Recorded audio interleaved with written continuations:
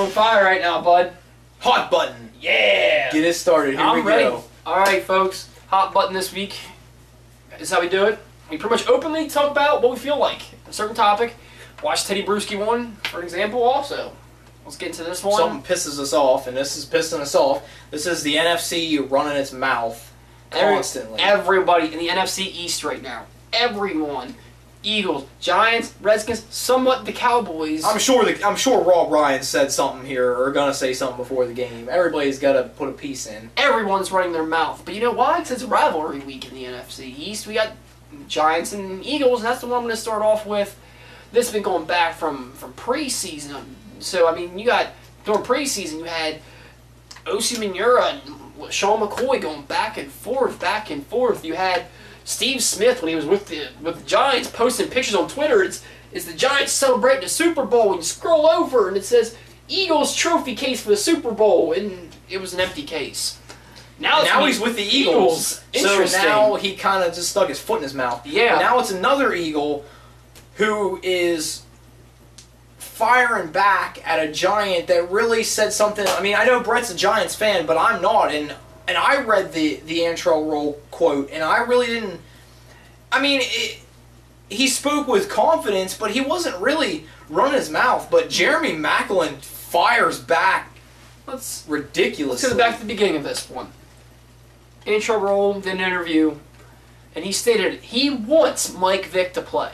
He wants Mike Vick to play. So if the Giants win, by some miracle grace of God, if they win, they can say, no excuses. We beat the dream team. We beat the dream team. We beat Mike Vick, Deshaun Jackson, Maclin, Shady. We beat all of them. This week there's no excuses. And then also he went on, Giants been playing at corner here and there since they're so banged up. If they asked him, well, if they need you to cover Deshaun Jackson, will you do it? He said, I've done it before.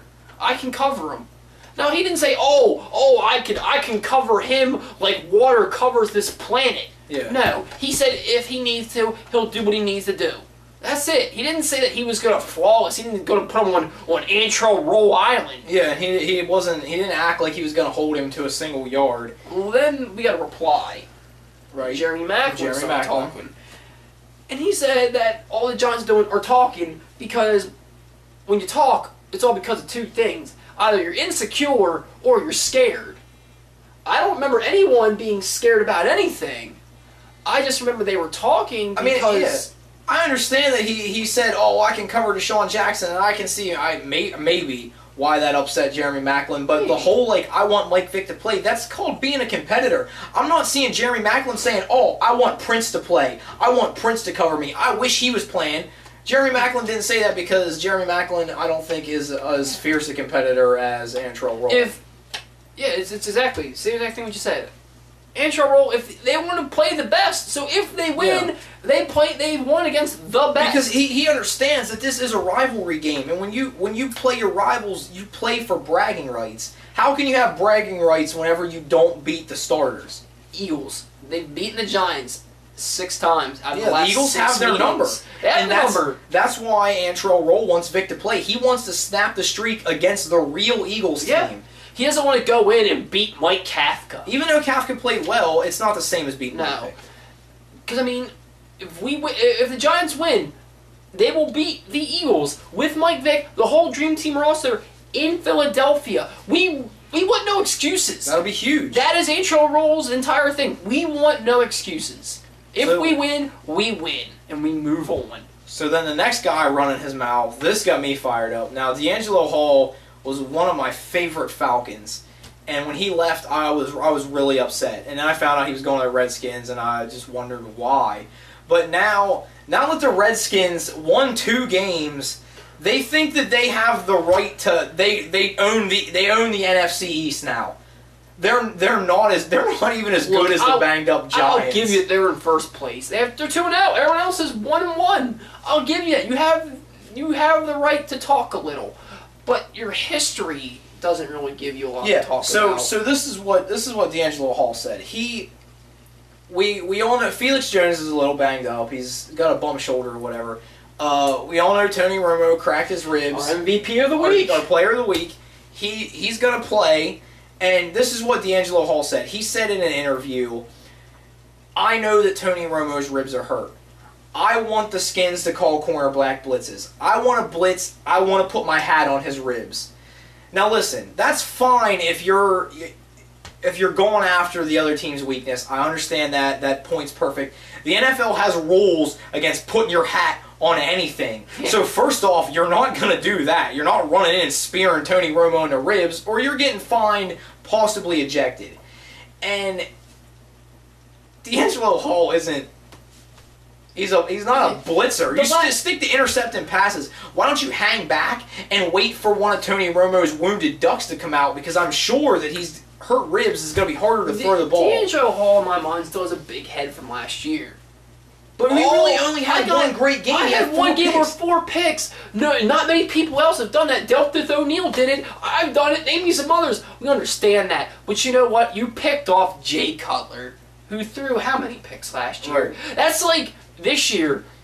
Awesome. I picked off Eli Manning. Yeah, who has? But just like with Teddy Bruschi, though, we're not going to knock him as a player because D'Angelo Hall is a legit corner. He's a corner. He's a really good corner. But you don't run your mouth about, oh, I'm putting my hat on this guy, I'm putting my hat on that guy, we're doing this and we're doing that. You're still the Redskins.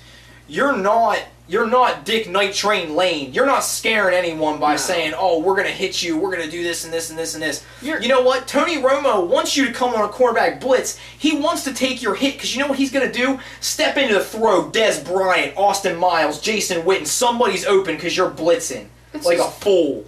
I don't get it. If it's a linebacker talking or defensive end, oh yeah, when I get to you, I understand that. Well, you're a corner, talking about sacking it.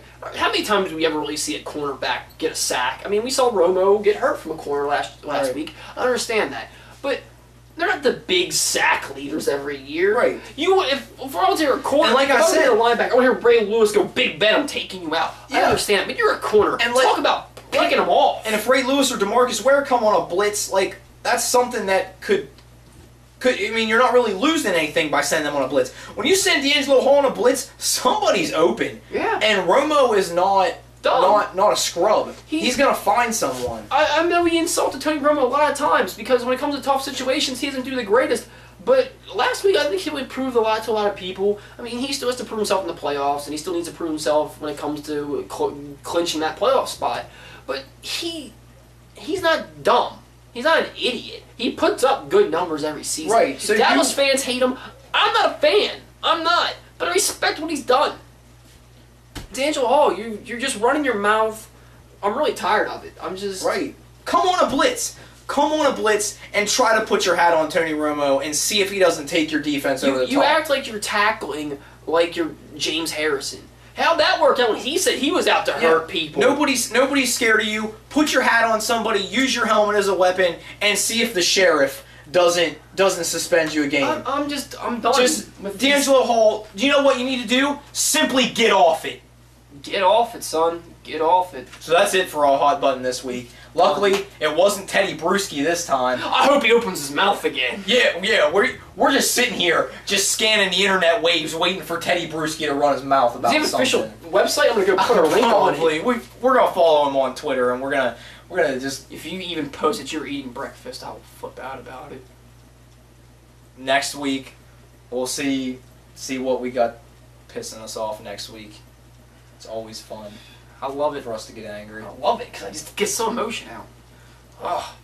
So NFC East needs to shut up, and that's the hot button. That's the hot button. If you don't like it, next week. Sorry. Next week we'll be up with our recap, our games of the week, our predictions, who's doing what in our maybe a toss, maybe a hot button. Who knows what we're doing next week? Right. So we'll see you next week. Yeah.